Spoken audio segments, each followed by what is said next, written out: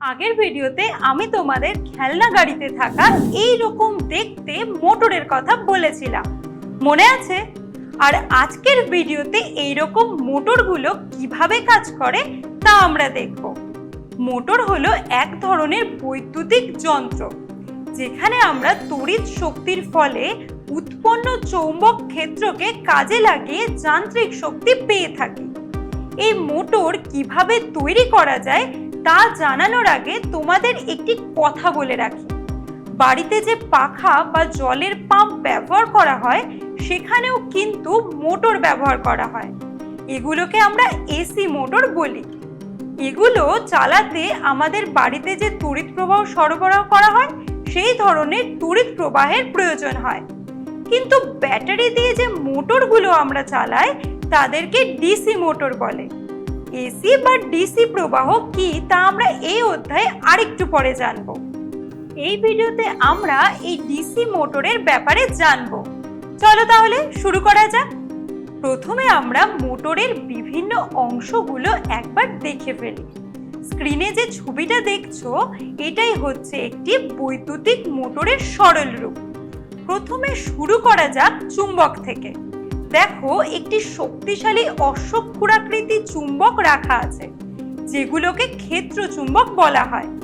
এগুলির কিছু বিশেষ বৈশিষ্ট্য আছে যেটা আমরা উঁচু ক্লাসে জানবো।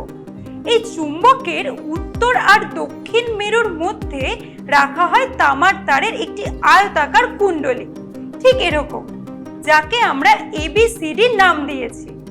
এই কুণ্ডলীকে আর্মেচারও বলা হয়। এই আর্মেচারের বৈশিষ্ট্য হলো এটি একটি অক্ষ বরাবর ঘুরতে পারে। এই আর্মেচারের প্রান্ত দুটো তামার একটি বলয়ের সাথে যুক্ত থাকে। দেখো, R1 এবং R2 হলো এই বলয় দুটো। এই বলয় দুটোর নাম কমিউটেটর, আর এই কমিউটেটরকে স্পর্শ করে আছে B1 এবং B2 দুটো ব্রাশ। এই ব্রাশগুলো কিন্তু গ্রাফাইট দিয়ে তৈরি হয়, ফলে ব্রাশ দুটোর মধ্যে দিয়ে তড়িৎ প্রবাহ হতে পারে। এই কমিউটেটর আর ব্রাশের প্রয়োজনটা কি? আর্মেচারটা ঘুরলে এই কমিউটেটরটাও ঘুরতে থাকে, কিন্তু ব্রাশগুলো নিজের জায়গাতেই থাকে। এবার এই ব্রাশগুলো পরিবাহী তার আর সুইচ দিয়ে ব্যাটারির সাথে যুক্ত থাকে। এটাই হলো ডিসি মোটরের গঠন। চলো এবার ডিসি মোটর কিভাবে কাজ করে তা জেনে নিই। আমরা তো জানি সুইচ অন করার সাথে সাথেই তড়িৎ প্রবাহ শুরু হয়। পরিবাহী ব্রাশ এবং কমিউটেটরের মধ্যে দিয়ে তড়িৎ প্রবাহ আর্মেচারে প্রবেশ করে। এখন দেখো, তড়িৎ প্রবাহ A, B, C, D এই পথে যাচ্ছে, আর চৌম্বক ক্ষেত্রের অভিমুখ সব সময় উত্তর থেকে দক্ষিণ দিকে থাকে।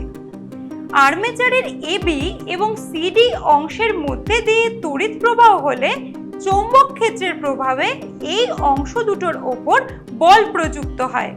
কোন দিকে হবে তা কিভাবে জানবো? তা জানার জন্য আমাদের ফ্লেমিং এর বাম হস্ত নিয়ম প্রয়োগ করতে হবে। প্রথমে AB অংশের ওপর আমরা কোন দিকে বল কাজ করে তা দেখি। AB বরাবর বাঁ হাতের মধ্যমা চুম্বকের উত্তর দক্ষিণ বরাবর তর্জনীকে রেখে দেখো বুড়ো আঙুল কোন দিকে আছে, নিচের দিকে, তাই তো? এবার আর্মেচারের সিডি অংশে বল কোন দিকে প্রযুক্ত হবে তা দেখে নিই।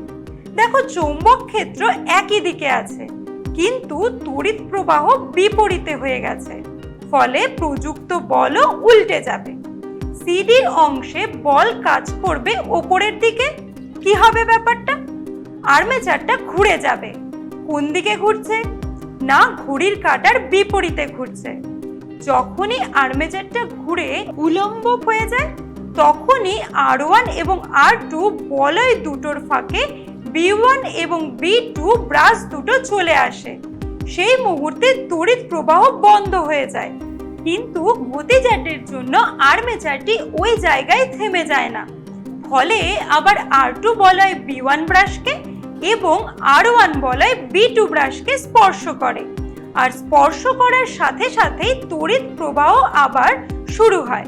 আর আর্মেচারটা সেটা এখন ঘুরে গেছে, মানে এবি জায়গায় সিডি চলে গেছে আর সিডির জায়গায় এবি চলে গেছে। এবার তড়িৎ প্রবাহ কোন দিকে হচ্ছে?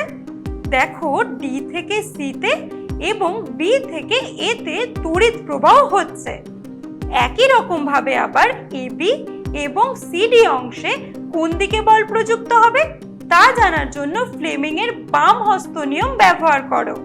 দেখবে এবার সিডি অংশের নিচের দিকে আর এবি অংশে ওপরের দিকে বল কাজ করছে। তাহলে কি দাঁড়ালো ব্যাপারটা?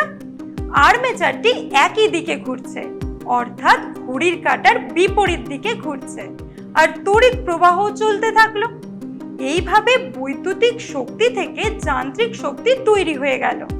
আবার ব্যাটারির মেরু বদলে দিলে আর্মেচারের ঘোরার অভিমুখও বদলে যাবে। কি বুঝলে তো? তাহলে আমরা তড়িৎ শক্তি থেকে যান্ত্রিক শক্তি পেলাম। উল্টোটা কি সম্ভব? মানে তুমি যান্ত্রিক শক্তি দিচ্ছ আর তড়িৎ শক্তি উৎপন্ন হচ্ছে?